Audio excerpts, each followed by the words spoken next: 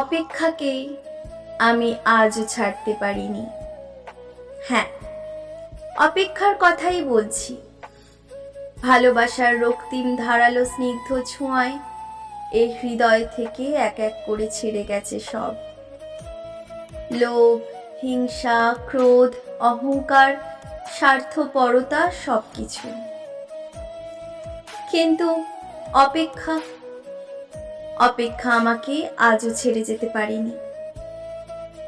আমি ভালোবাসার জন্য সবকিছু ছেড়েছি, শুধু অপেক্ষা ছাড়া। অপেক্ষাকে আজও আমি হৃদয়ের গহীনতম অংশে অবরুদ্ধ করে বেঁচে আছি। অনেকেই বলে অপেক্ষা হচ্ছে শুদ্ধতম ভালোবাসার প্রকাশ। ভালোবাসতে সবাই পারে, কিন্তু সবাই ভালোবাসার জন্য অপেক্ষা করতে পারে না। আসলেই কি তাই? জানি না তো, হবে হয়তো।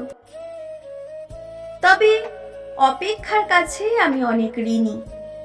ভালোবাসার জন্য অপেক্ষা আমাকে পাখির মতো সহজ হতে শিখিয়েছে, শিশুর মতো অনাবিল হতে শিখিয়েছে, আকাশের মতো বিশাল হতে শিখিয়েছে, ফুলের মতো স্নিগ্ধ সুন্দর হতে শিখিয়েছে।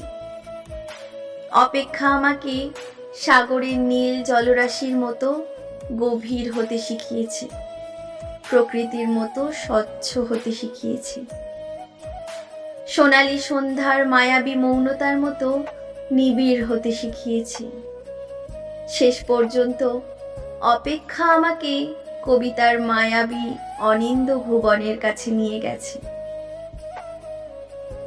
হৃদয়ের মধ্যে প্রতি মুহূর্তে অপেক্ষাকে পুষে রাখা কি কঠিন, অথচ আমি সেই কাজটি করে যাচ্ছি প্রতি মুহূর্তে কি নিদারুণ আনন্দের সাথে।